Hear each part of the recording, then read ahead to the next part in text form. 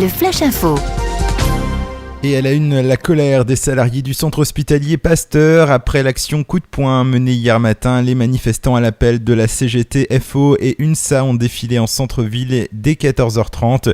Une procession de 150 croix déposées devant la mairie, symbolisant les emplois qui pourraient être supprimés avec les mesures de réorganisation de l'hôpital selon les syndicats.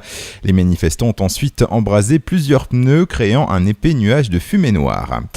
La tannerie de Perrier va finalement rester dans la Manche, rachetée en mars 2013 par le groupe de luxe Kering. Et alors que la perspective de partir en Bretagne était sérieusement envisagée par ses dirigeants, les élus du Conseil général de la Manche ont réussi à convaincre les responsables de l'entreprise de luxe de rester dans le département.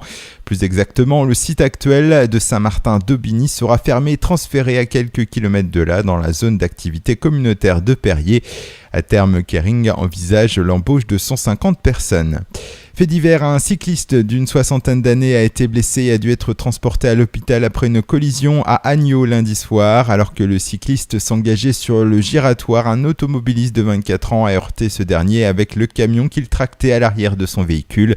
Projeté à terre, le cycliste a été secouru par les pompiers. Il souffre de nombreuses douleurs. Partir à l'étranger pour étudier ou travailler. Un forum départemental pour la mobilité internationale se tiendra le 13 novembre à Saint-Lô.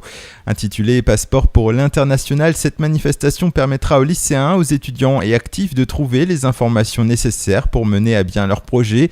Volontariat international, stage à l'étranger, projets associatifs, démarches administratives, protection, santé, financement possible. Une vingtaine de professionnels présenteront la marche à suivre pour partir à l'autre bout du monde.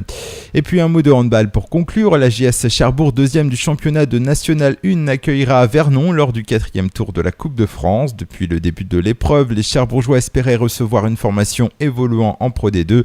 Le tirage au sort effectué lundi leur offre l'opportunité de se mesurer à plus fort qu'eux. Vernon est actuellement 11e de Pro D2, une antichambre de l'élite que Cherbourg rêve de rejoindre. La rencontre se déroulera le dimanche 1er décembre à Chantraine.